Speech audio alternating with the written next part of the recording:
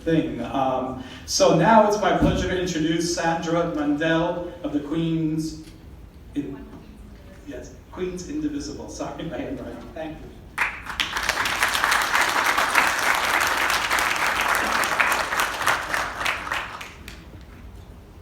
Good morning. My name is Sandra Maddow. I'm from One Queens Indivisible, which is part of the nationwide Grassroots Indivisible project. It's an honor to be here for this town hall and to introduce my Congresswoman, Meng. In 2016, I, like many of you, was devastated by the election and reached out to my Congresswoman's office. She came to meet with us in person when there were only a handful of people in the room, and we were not alone. She visited many living rooms and small businesses to directly connect with her constituents and offer support. Not only that, but she stayed in touch. Unlike many of my counterparts in the grassroots community in other districts who feel shut out when they reach out to their representatives, we at One Queens Indivisible don't feel that way. We take our role as activists very seriously. When we reach out to Congresswoman Meng's office with questions and asks, her and her staff are always available, open, and supportive. It's wonderful to see all of you here today, because this is what democracy looks like. I know our country is increasingly politicized and divided, but we can all collectively choose a different course, where we can cordially and respectfully disagree. We expect you all to ask tough questions, but as a norm for this town hall, please assume that we are all acting in good faith. Let's keep our civil discourse civil. I'm grateful for Congresswoman Meng's voice in Congress. She works hard to represent all of her constituents. She's a champion for women, women of color, families, immigrants, the environment, just to name a few. And I appreciate her balanced, thoughtful, kind, and approachable leadership style. Please help me welcome our Congresswoman, Meng.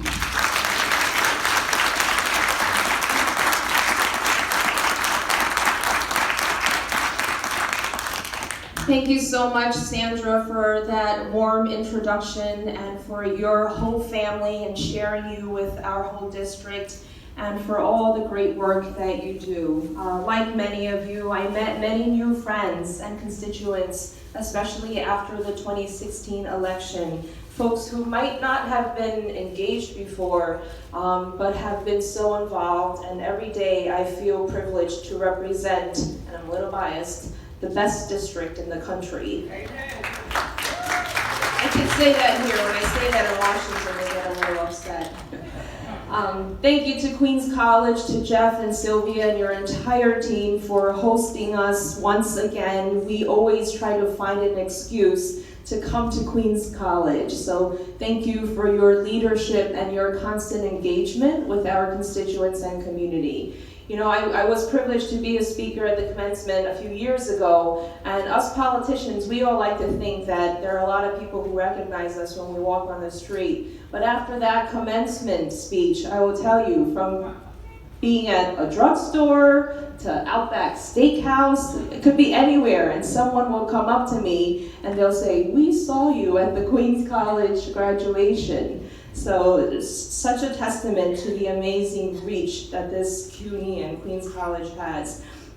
Before I start, we are joined by a very special surprise guest, and there might be more later. I'm honored to have our newest state senator, John Liu, come join us.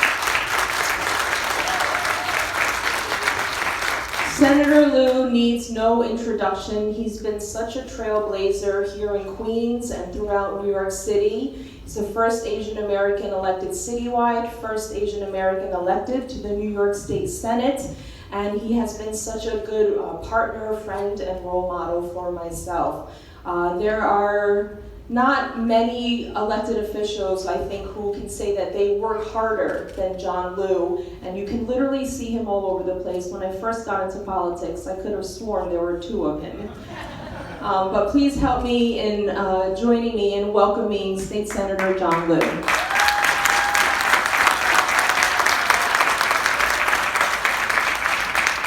I'll put him to work. He'll say a few words.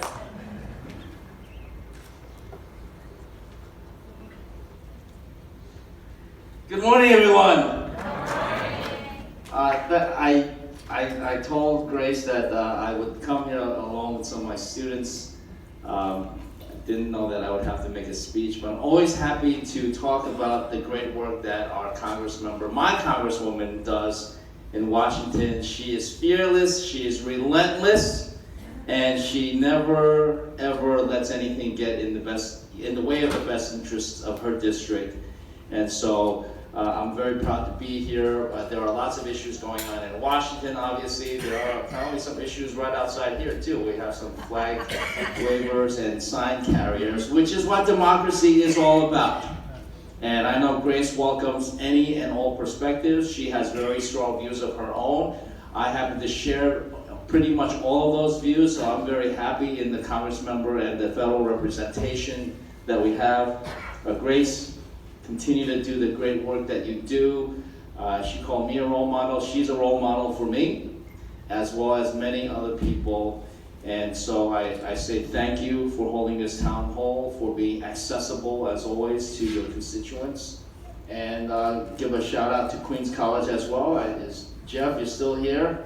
Continue to do the great work, and because I'm up here now, I see we are joined by one of our district leaders in the area, Dr. Nita Jane. Dr. Jane, thank you for being here. And I'll get myself in trouble, but I will do one more introduction. Kevin Frostel, the head of the Queens Civic Congress. Thank you for being here, Kevin. All right, I'm really digging a hole here. And of course, if I leave this room without recognizing the president of the Northeast Queens Multicultural Democratic Club, Shirley Gilbert, then I can't leave without saying that. All right, I better stop there.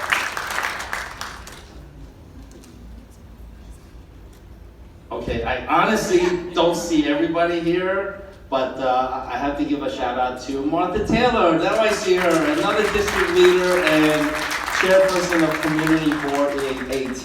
All right, I think I better stop. Grace, thank you for everything you do for us, and keep up the great work.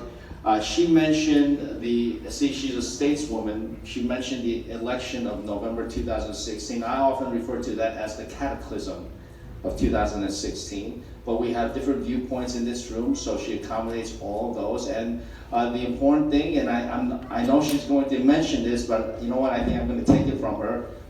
Election is going on right now. There's a big election next year, and we're going to re-elect, well, this is a nonpartisan election, so I'm not going to talk about how we're going to re-elect Grace Meng to Congress, even though we will.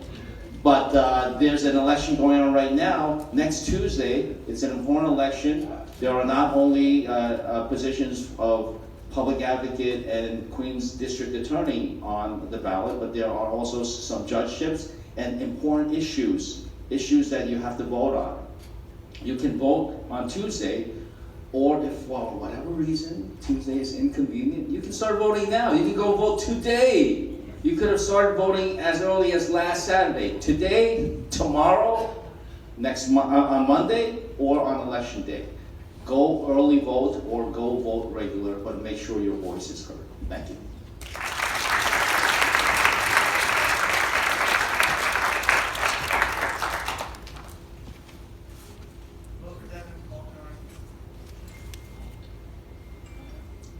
Now I'm honored to welcome up Sylvia, who is Events Coordinator for Queens College. Thank you. Thank you, and thank you, Congressman Meng. Good morning, everyone. As you heard, my name is Sylvia Nanas. I'm enthused about being here with you this morning.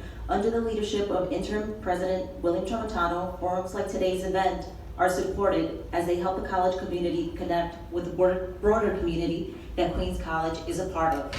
And these opportunities let us discuss important national and local issues. Of course, as you already know, Queens College has a long tradition of hosting such events and engaging with political leaders in Washington, D.C.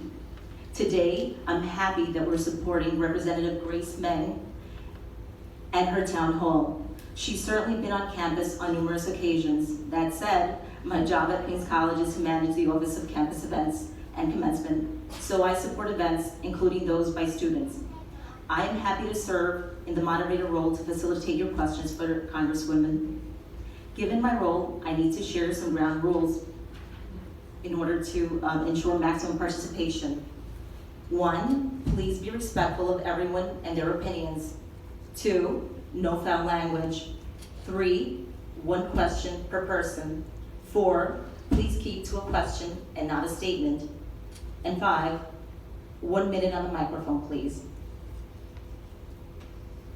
And now we can get started. I'm gonna ask also that if you have a question, please come to the right side of the room or left side where we have mic stands. If you're unable to walk to a mic, we're happy to pass one over to you. Thank you so much, Sylvia. And I also want to thank the Girl Scouts and the Boy Scouts. If we could give them and their families a round of applause.